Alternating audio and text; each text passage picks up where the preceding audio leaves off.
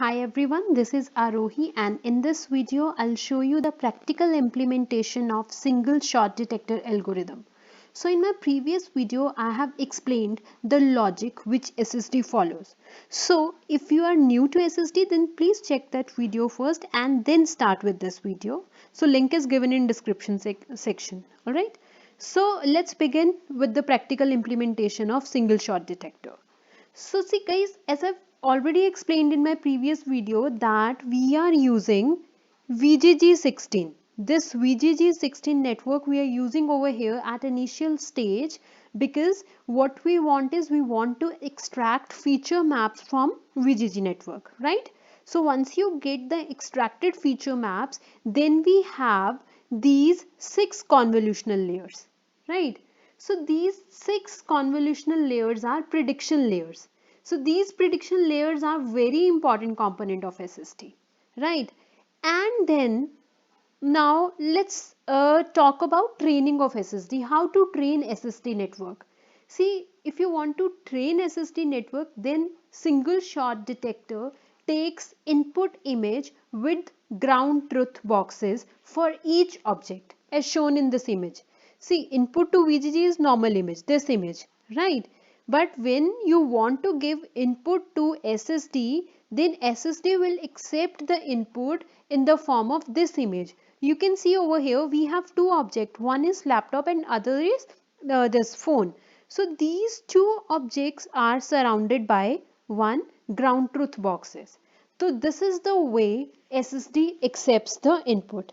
And see, the main goal of SSD is to detect object from every aspect ratio and from different scales.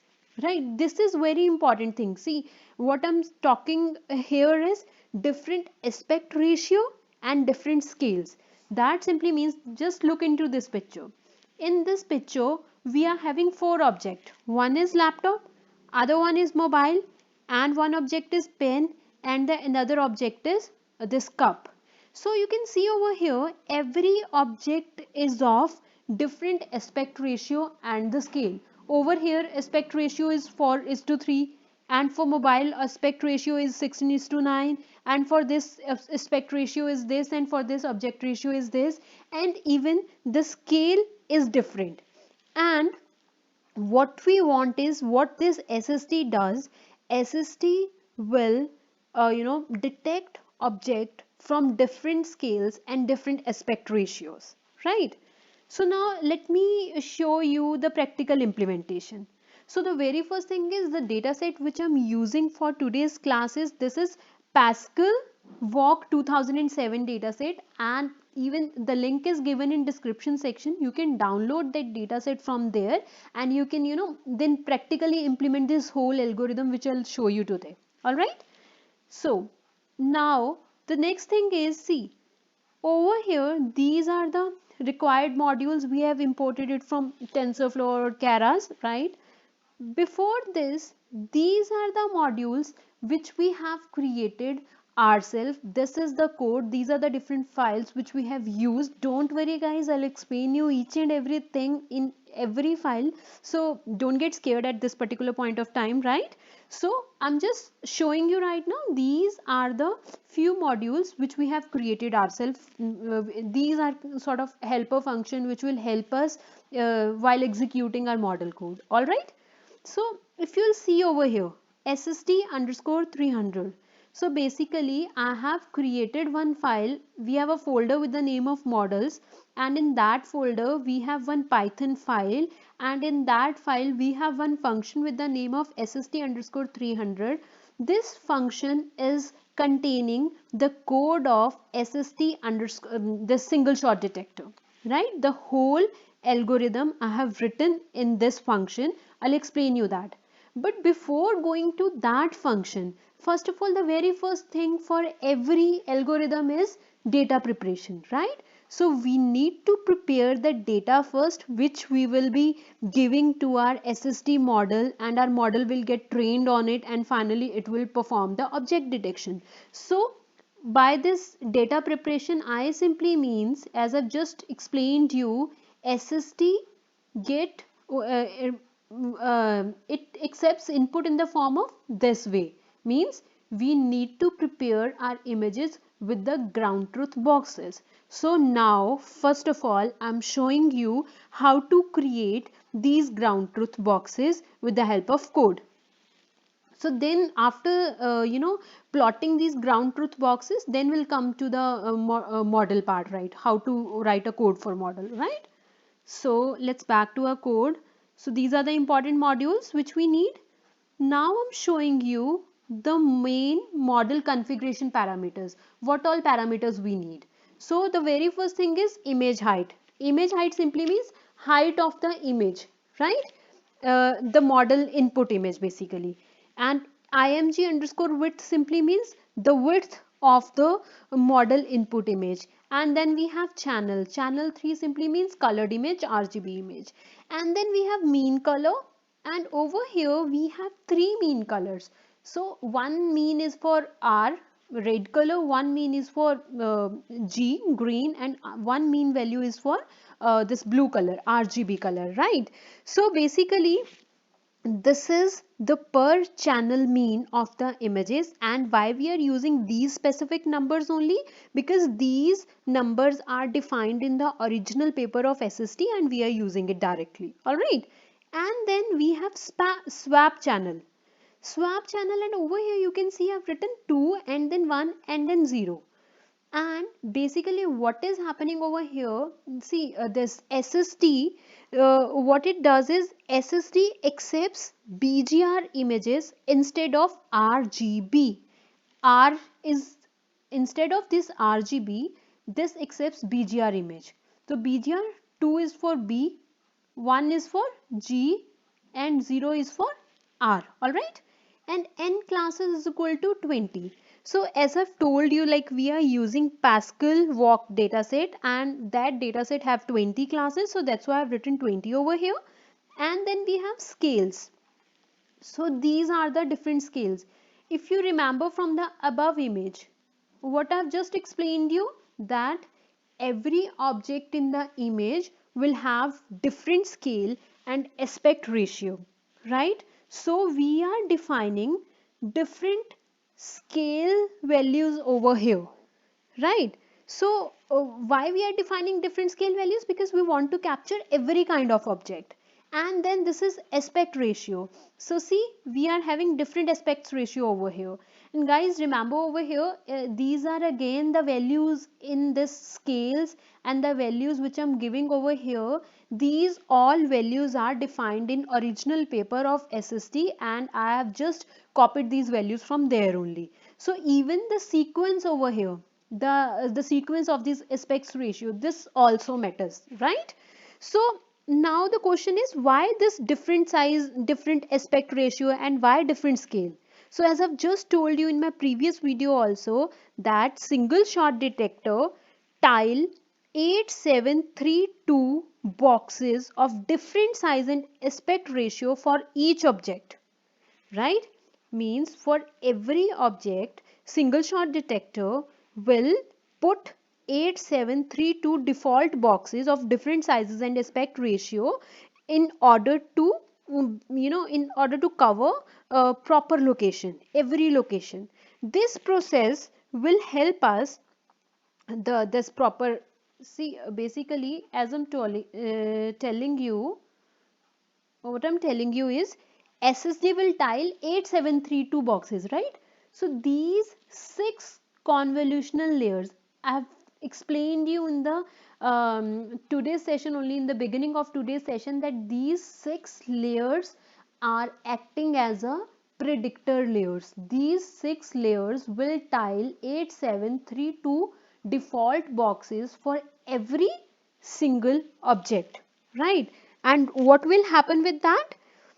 The main intent of doing this is that we want to cover better. Basically what we want is, we want better coverage of location, right? So this process will help us find the bounding box which overlap the ground truth box, right? So this is what we are doing over here. Let's go to the parameter again, right? So these are the different aspect ratio, and in the same way we are having different few more model configuration parameters also, and I have given the comments also. So guys, I'll share this code in GitHub, so you can get this code from there. All right. So these are the main basic configuration parameters, right? And by scale, over here I've used the term different scales. Different scales simply means, see, this is the same image but with different scale. Over here scale is different, right? So this is what I mean by the scales over here. All right. So now the next step is, now we have to, over here I'm using data generator. If you'll see over here, I'm using data generator here also, and data generator here also. And first data generator is storing the data in train underscore dataset. Second data generator is storing the data in val underscore dataset. Basically what I'm doing over here is, we are creating two data generators. Okay, one first data generator is will store the training data, and second data generator will store the test data. Now what is this data generator? Data generator simply means, why we are using this data generator is because we want to reduce the access time for any image. Basically what we are doing here is, we are loading the entire dataset into a memory. By loading the whole dataset in memory, we can access the data with less time. So that's why we are doing it. So over here you can see under train underscore dataset, we will load the data which we are going to use for training, and under this val underscore dataset we will load the data which we will use for testing purpose. All right. And this is a variable where we are storing, this is the path of basically the dataset. In this particular folder we are having all the images, and our annotation files are present at this location, and I'm storing this in these two different variables. All right. And over here also, if you'll see here, over here I'm storing the training data, and here we are having the test data. In the same way, this is for training data and this is for test data. And in classes I have created a list, and these are the 20 different names. As I've already told you that Pascal Walk dataset have 20 classes, and these are the name of those 20 classes. And after that we are parsing the training dataset. This is the code for parsing the training dataset, and this is the code for parsing the test dataset. So once your train and test data get parsed, now over here I'm using a batch size of 16. See guys, due to memory issue I'm using the batch size of 16, but in original paper of SSD, in the original paper of single shot detector, the batch size is 32. Why I'm using 16 over here? Because I was facing some memory issue, that's why I've used this. All right. And after that, over here we are performing some data augmentation techniques. Again, this function we have created in a separate file. I'll show you what is there in this function, but right now just understand we are performing some data pre-processing and data augmentation over here on the data. All right. And over here in model variable, I'm calling this SSD underscore 300. So if you guys remember this SSD underscore 300, this is the function I have imported above over here. This is the function I have imported over here. And what is there in this function? This function is having our model's code. This SSD layer architecture code is written in this function. So we are calling that function over here. Okay, here. And these are the important parameters which are required to run this function. So we are giving that this contains image size and how many classes are there, and then the scales and the aspect ratios, all the required parameters we are mentioning over here. All right. Now in model variable we have called our model. Now these are the 6 layers. If you'll count, these are 6 layers. And model dot get layer. What is model over here? Model means this model. This model is having our SSD 300 model, right? From that particular model, get underscore layer, we are getting the layer. Which layer? Layer with this name. In the same way, we are getting 6 different layers over here, and the output shape would be this. If you remember, in the starting I have shown you, oh give me a minute, 6 layers, 1 2 3 4 5 6, these 6 layers, these 6 layers are predictor layers, so we are writing that code over here. Okay, so these are those 6 layers which will predict the sizes of anchor boxes which will tile across the image. Alright, and we have those anchor boxes in this predictor underscore size variable. Now again over here I'm using one function SST input encoder. What we are doing over here is, here we are encoding the ground truth labels. Again don't worry, I will explain you the code, why we have written this code and what is there in this code, right? But just now as our initial step, see basically SST it have lots of functionality, so we are understanding it in steps. All right, so in my very first step I don't want you guys to get get confused like what is this and that. Just leave it for now, just understand this much, that this is a function, we have created one function which is responsible to encode our ground truth labels. I'll explain you why and how we did it. All right, so these are the required parameters we have given over here.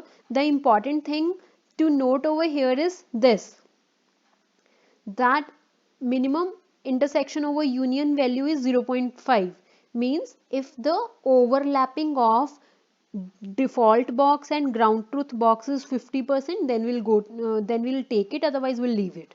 All right, and these are the predictor sizes, these are the different predicted boxes which we get from here. And when those predicted boxes will tile across the image, then we'll check the intersection over union. We have different parameters, we will check the non-max suppression also, intersection over union also. All that code is described in this function. I'll get back to this function in some time. All right, okay, so the next step is train generator. So what we are doing over here is train underscore data set. If you remember, we have prepared this variable above where we are loading the training data set, right? And dot generate, we are basically dividing our data set into batches. Batch size is 16, we have discussed above, right? And transformation simply means we are performing data augmentation on that data, and we are encoding that data into a we are encoding the ground truth label boxes, and these all things it will return, right? And finally over here I'm showing you the size of training set and test set.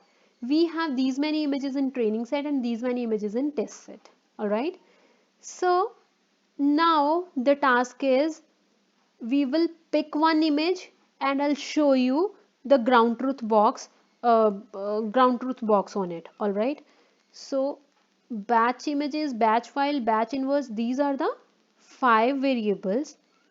Next means next batch.